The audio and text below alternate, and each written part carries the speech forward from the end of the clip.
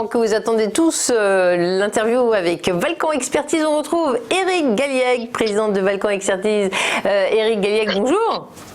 Bonjour Fabienne. Alors comme tous les vendredis, on va tirer le bilan en termes de performance hebdo et là effectivement les variations sont assez significatives. Hein. Si on regarde ce qui s'est passé cette semaine, forte baisse sur le CAC 40. Hein. Forte baisse, le mois d'octobre n'a pas failli à sa tradition, on a donc une baisse de l'ordre de 6% à peu près sur le CAC 40, un petit peu moins sur les indices américains et un euro qui lui-même a baissé donc de 1%. Contre le dollar qui progresse dans une recherche en quelque sorte de sécurité, et c'est un phénomène assez connu lorsque le stress de marché augmente sensiblement.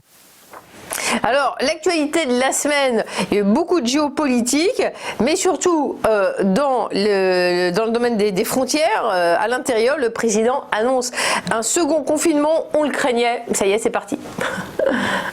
Alors oui, on a été un petit peu surpris. On savait que la situation sanitaire était compliquée, mais cette annonce d'un deuxième confinement d'un mois pour le mois de novembre a effectivement une mauvaise nouvelle. Alors c'est un confinement un peu spécifique où en gros on essaye de conserver l'activité économique. On a le droit de se déplacer pour aller au travail.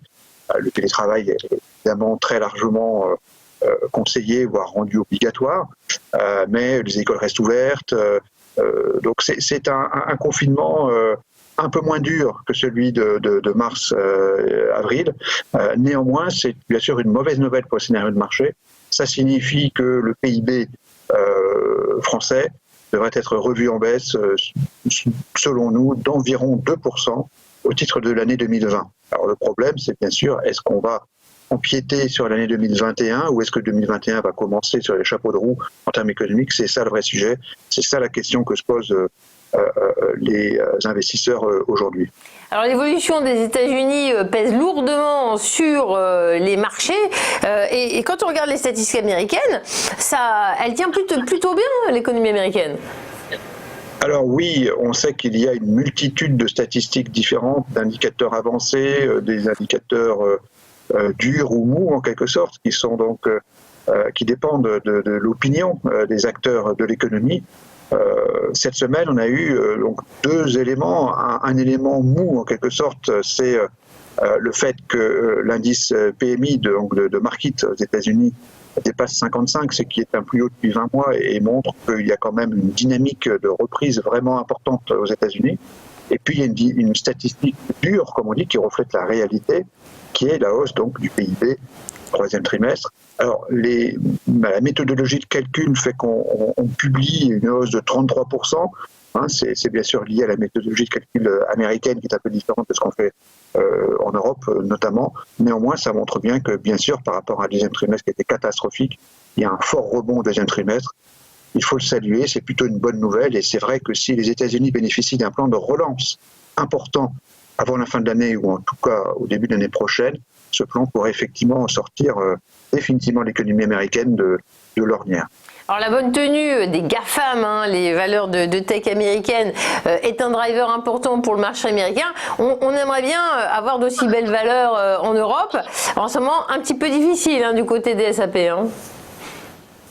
Oui, c'est effectivement au niveau des technologiques, l'Europe qui pleure et l'Amérique qui rit. L'Europe qui pleure parce que SAP, notre champion européen des logiciels de gestion pour entreprise, hein, c'est une très grande entreprise européenne, SAP, a renoncé donc à ses objectifs de court terme comme de moyen terme.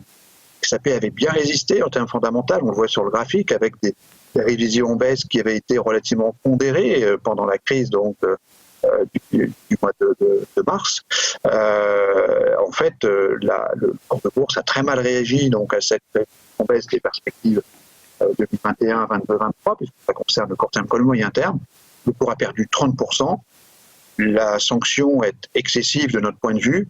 Simplement, SAP a fait part du fait que le groupe ne pouvait pas être totalement immunisé contre la crise économique et donc contre l'effondrement du PIB européen, hein, qui, je le rappelle, est de l'ordre de 10%, en tout cas pour la France, un petit peu moins pour l'Allemagne. Mais en tout cas, bien sûr, SAP a simplement validé le fait que aient été touchés, et que ses clients aussi sont touchés par la crise, ce qui est relativement normal. Pourriez-vous nous parler tout de même d'une valeur high-tech américaine qui a déjà publié ? Alors, ça montre, à l'opposé de ce que je viens de dire, que finalement, certaines valeurs technologiques sont assez inoxydables. C'est le cas de Microsoft, qui a publié donc, de 30% de son bénéfice trimestriel. On est là sur des données publiées trimestrielles, alors que pour SAP, on était juste sur un profit warning, comme on dit.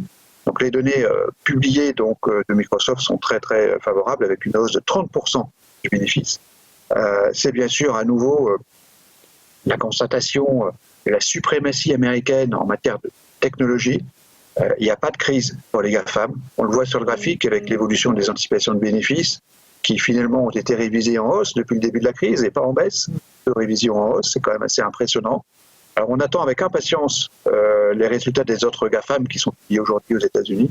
Ça va vraiment donner de là, en quelque sorte, de la poursuite, de l'arrêt, de la hausse importante du Nasdaq aux États-Unis. Très bien. Alors, si on fait une synthèse de l'actualité de la semaine, quel point donnez-vous à cette semaine ? Alors, c'est une semaine neutre. Donc, nous, on considère qu'il n'y a pas eu de dégradation du contexte général des marchés financiers, quelle que soit l'origine de l'information, qu'elle soit réelle ou financière. En termes économiques, on a donc toujours, je dirais, cette dichotomie entre la France et entre l'Europe et les États-Unis. Apparemment, les États-Unis qui se redresseraient plus vite que l'Europe. Donc ça, c'est un élément important, a fortiori en Europe, puisqu'on reconfine.